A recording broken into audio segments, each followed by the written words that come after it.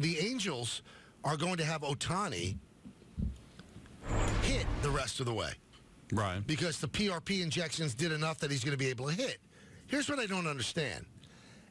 If he can't pitch, he needs Tommy John surgery.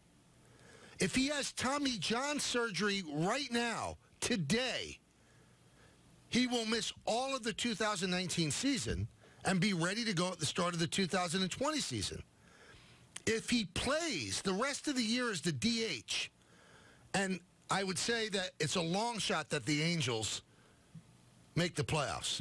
So if he plays the rest of the year as the DH, he'll probably miss the first half of the 2020 season because this is a year-and-a-half rehabilitation for Tommy John surgery. Why are you delaying it? Isn't his bigger value to you as a pitcher rather than as a hitter? And there's another effect to this that's a negative toward the Angels.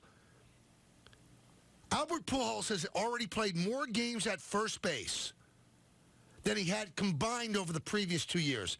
This is a guy on the vast downside of a Hall of Fame career. He can't move at all. He's a terrible defender. He shouldn't be playing first. The only reason he is because you're making room for Ohtani as the DH. Get Ohtani under the knife, have the surgery performed. This is double the length of the tear that Masao Tanaka has. And if he's not able to come back and pitch, so he's going to have to eventually have surgery, what are they waiting for? Unless, I can't imagine that they believe that they still have a shot here and they want to use his offense. I think that's what they think. But they better be right. Otherwise, like you said, they're going to cost him games when they really could be competitive. I mean, part of the cachet of bringing him in is he could do both things. Right. So they're not going to completely stop him from being a pitcher. If they were going to just say, all right, we're done with the experiment of pitching, we only want him as a hitter, right? Then I guess this is what you do. But why did you sign him then? Because, I mean, he's a very good hitter, but part of the reason that you spend all that money is because he can do both very well. Well, here's the interesting part, too. They get him for a relative pittance for the first 2 years. They've got to pay him probably $30 million a year starting in 2020 when he becomes an ultimate free agent.